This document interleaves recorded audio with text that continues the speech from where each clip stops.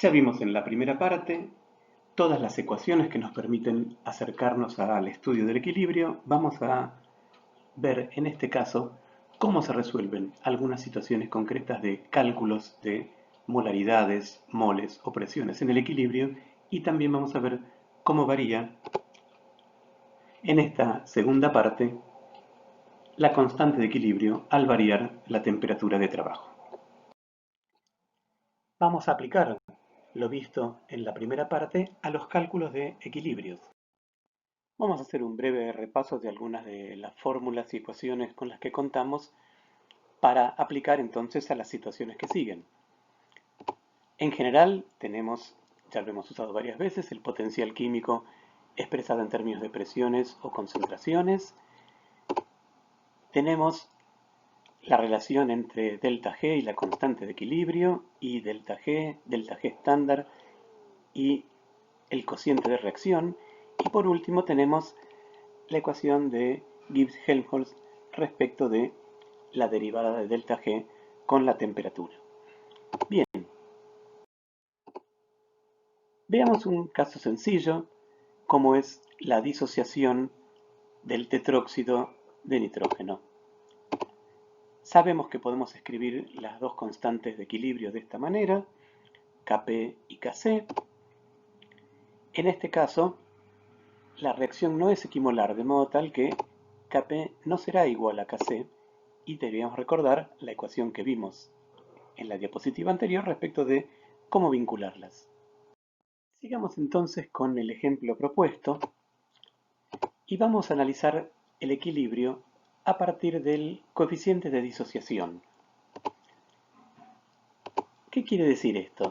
Si la cantidad de cada elemento la indicamos con su número de moles y decimos que hay, por ejemplo, n moles de reactivo al inicio, podemos indicar con un número entre 0 y 1, 0,3 por ejemplo, representaría el 30% de disociación.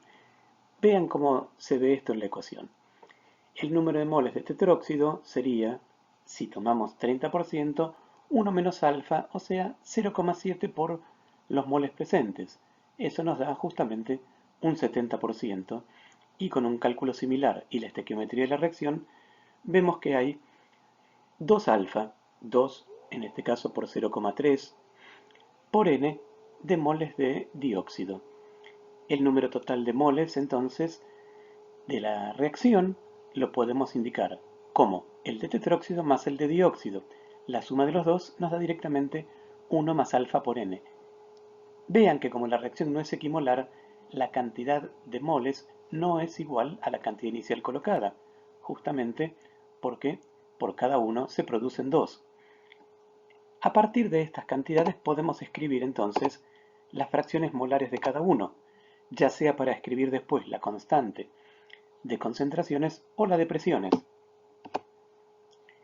Con estas fracciones molares y usando la ley de Dalton, podemos escribir las presiones parciales de cada uno como las tenemos aquí, la fracción molar de cada uno por la presión total. A partir de estas dos últimas expresiones vamos a escribir el valor de Kp. Ahí tenemos la expresión de las presiones parciales elevadas a sus coeficientes estequiométricos dividido la presión estándar, y reemplazando lo que vimos en la diapositiva anterior, tenemos Kp expresado en términos de la presión de trabajo, la presión estándar P0 y las fracciones molares de cada uno. Si ahora reemplazamos esas fracciones molares, encontramos una relación sencilla para Kp respecto de alfa, y podemos despejar el valor de alfa en función de Kp. Para cada valor de Kp que podemos obtener a partir de las tablas, encontramos entonces el grado de disociación. Es más, podemos analizar cómo varía el grado de disociación a medida que Kp varía con la temperatura. Este es un ejemplo de cómo calcular en términos de disociación que se puede aplicar a muchísimos casos, y lo damos como un modelo. En el libro van a encontrar también el tratamiento de la reacción de producción o de disociación de amoníaco a partir de este mismo coeficiente alfa. ¿Qué sucede si queremos expresar las concentraciones ya no en términos de disociación, ya no en términos de un único factor? Bueno, podemos expresarlas en términos de molaridades, por ejemplo. Los pasos para hacer esto es escribir las concentraciones de todas las especies a partir de una variable X, que puede ser el cambio en la concentración de alguna de los elementos que participan de la reacción. A partir de esa cantidad X, escribir la constante de equilibrio y luego resolver la ecuación que queda planteada. Este es el método general. De acuerdo a la cantidad de moles y a la estequiometría de la reacción, el despeje de la variable X resulta más o menos sencillo. Vamos a ver algunos ejemplos. En un cálculo genérico, supongamos que Kc vale 50. Este caso es especialmente fácil porque la reacción es equimolar y si colocamos igual cantidad de moles de A y de B en 2 litros de un recipiente, podemos plantear la ecuación de manera general como sigue. Las concentraciones iniciales de A y de B son 0,4 dividido 2 y las de C y de D en principio serán 0.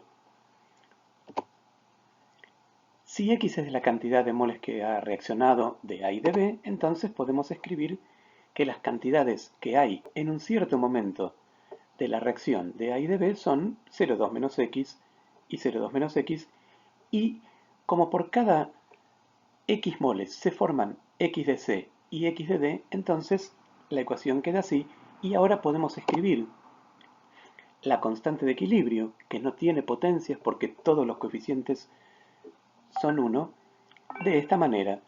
En el numerador nos quedará x al cuadrado y en el denominador 2 menos x al cuadrado, y eso igualado al valor de Kc. Ya tenemos planteado entonces cuánto vale la constante de equilibrio y la única variable a despejar es x. La ecuación a resolver, como decíamos, es sumamente sencilla porque al tener dos términos cuadráticos podemos simplificarlo y vamos a obtener que la solución para x da el número 0,175. No tenemos que olvidar que esto representa el número de moles que han reaccionado y que se han producido de C y de D. Entonces, reemplazando, la concentración de A y de B será la que tenemos acá y la de C y de D será el valor de X.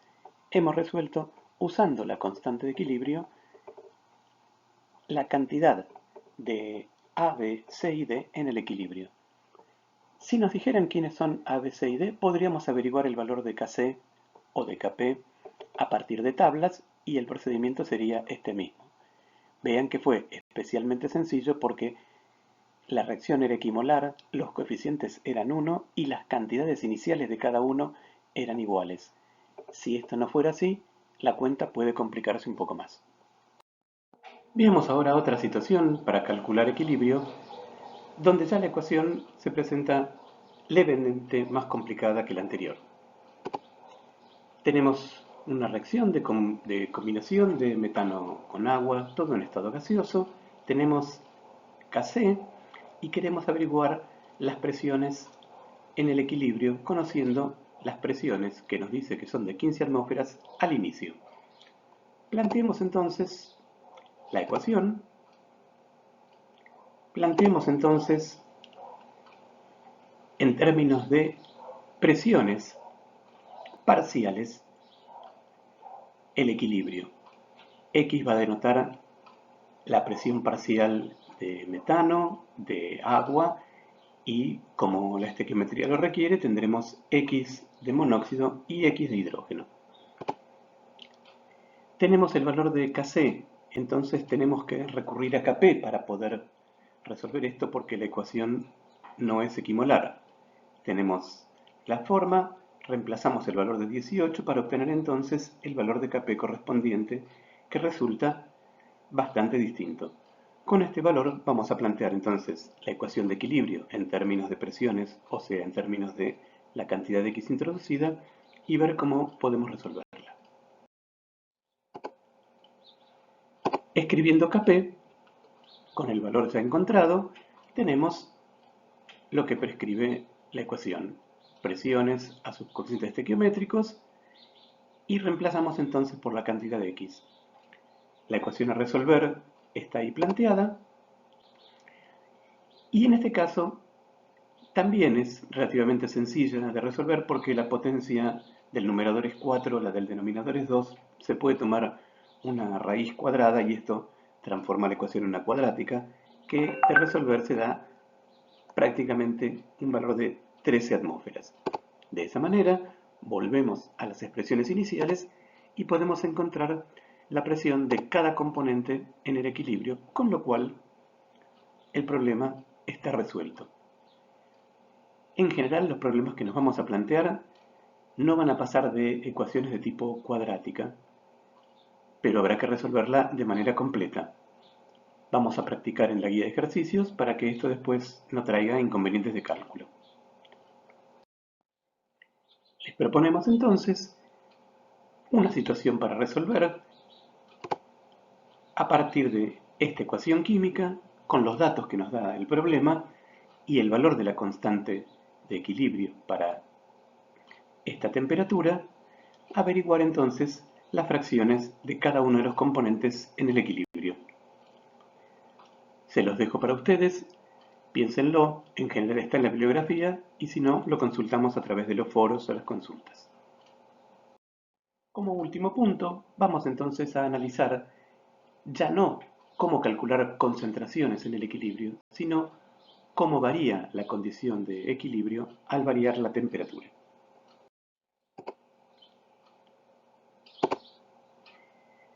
Desde el principio de Le Chatelier, seguramente ustedes conocen que la variación del equilibrio se puede producir a partir de la variación de la temperatura, lo cual cambia la constante de equilibrio, y otra forma es proceder cambiando la presión de trabajo, las concentraciones iniciales, lo cual no cambia la constante de equilibrio, pero sí cambia el resto de las condiciones, como por ejemplo las presiones totales obtenidas.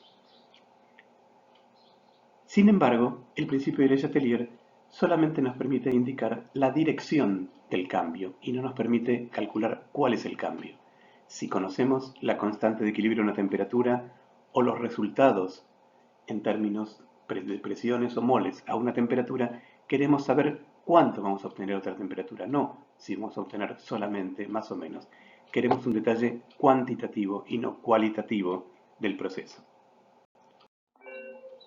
Para analizar la variación de la constante de equilibrio con la temperatura, lo primero que hacemos es recurrir a la relación entre el delta G estándar, la constante y la temperatura. Hagámoslo, por ejemplo, con Kp.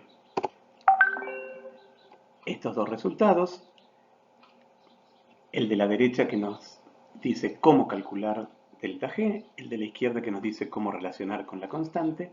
Ahora, ¿cómo se modifica la situación de equilibrio? Muy bien, ahí tenemos entonces la relación entre el logaritmo de Kp, delta G y RT. Sin embargo, delta G estándar no es una constante. Tenemos que analizar este equilibrio a distintas temperaturas. Vamos a tener que analizar la derivada de esta expresión para ver cómo varía. Para analizar la variación de la constante con la temperatura, partimos de la relación que teníamos.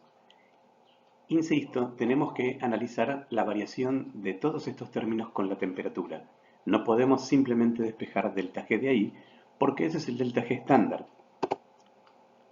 Si derivamos respecto de la temperatura, el primer término contiene simplemente la derivada de ese logaritmo y el segundo implica derivar las dos cantidades. Por un lado, el denominador, por otro lado, el numerador. El segundo término es el que vamos a tener que desarrollar un poco más. Bien,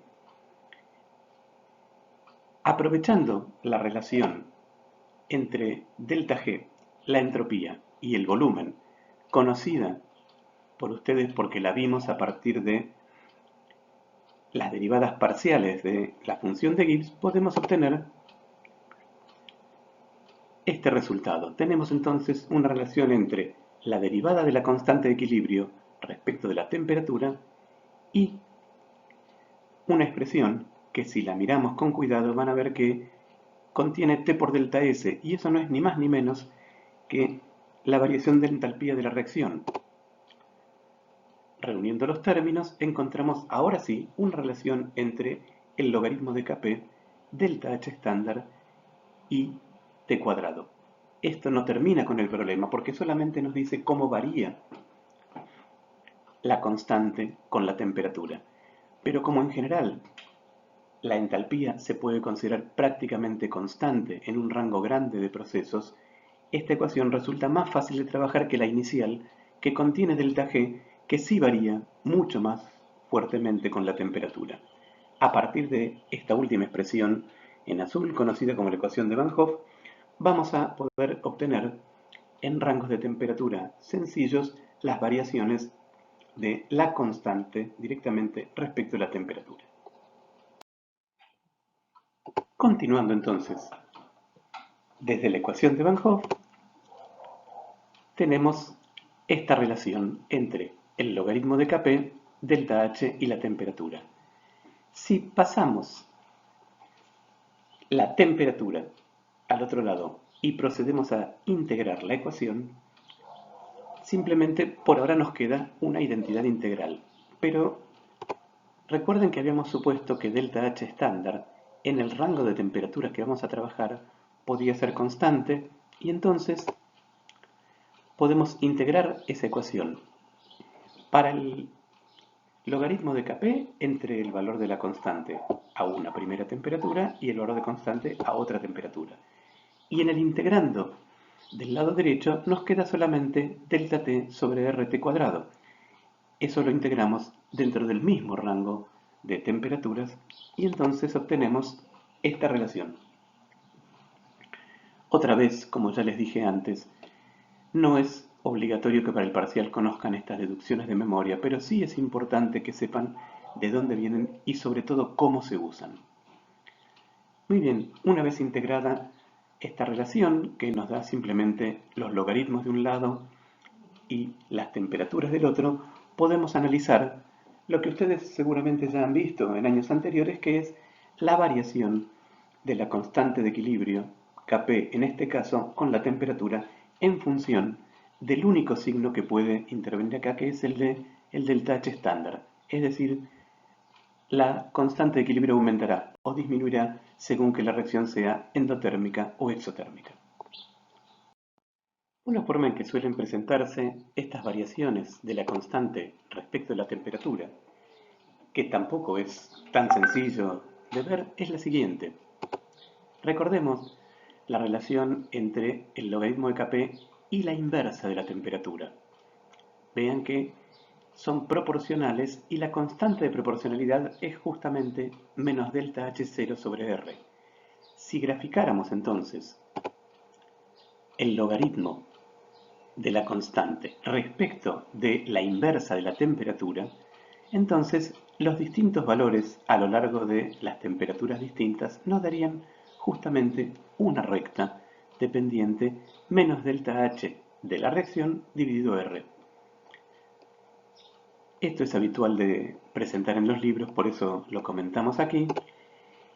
Y como último detalle, deberíamos aclarar que delta H no es estrictamente constante con la temperatura, varía pero levemente, y hay una ecuación de Kirchhoff para eso, que por supuesto nosotros no veremos, y nuestro delta H de reacción será siempre el mismo. Pero ténganlo en mente.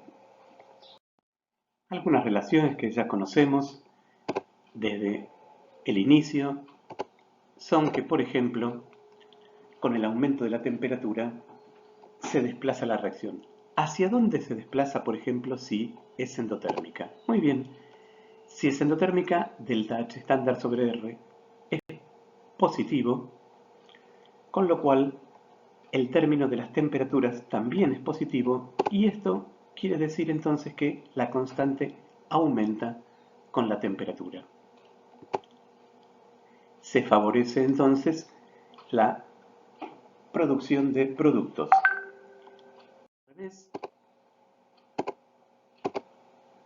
Si también T2 es mayor que T1, pero la reacción resulta exotérmica, también El término entre paréntesis es positivo porque consideramos la temperatura 2 más grande que la 1, pero ahora el coeficiente resulta negativo, con lo cual la constante de equilibrio disminuye al aumentar la temperatura, es decir que el equilibrio se desplaza al variar la temperatura creciendo hacia la formación de reactivos.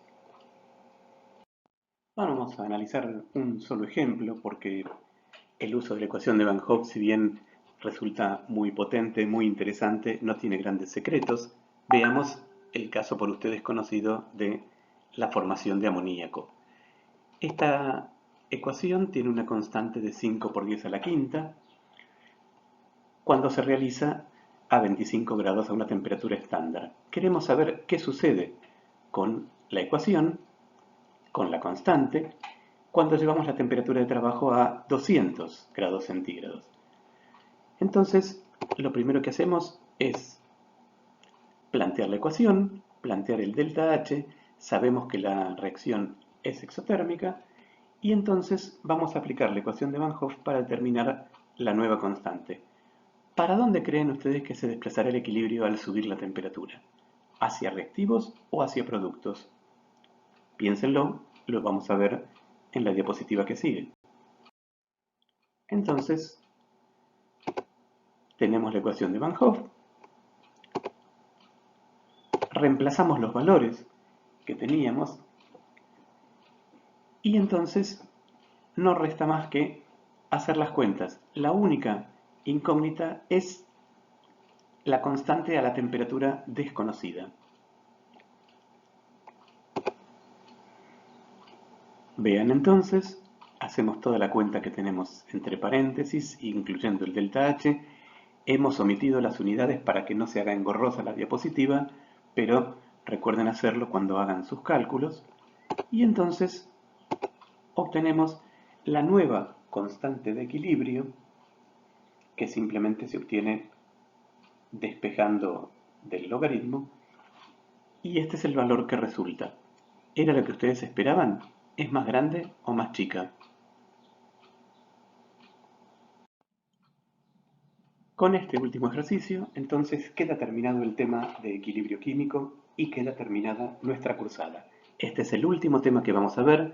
Ya tienen subido al aula un material muy completo de lectura, que es un capítulo del libro sobre equilibrio químico, que barre todos los temas que vimos en esta presentación, incluso que tiene una gran variedad de ejercicios. Nos vamos a encontrar para hacer un pequeño encuentro de Zoom, para aclarar dudas y para establecer las formas en que nos vamos a evaluar. Bueno, me despido de ustedes, ya no van a tener más videos de mi parte. Hasta luego, mucha suerte.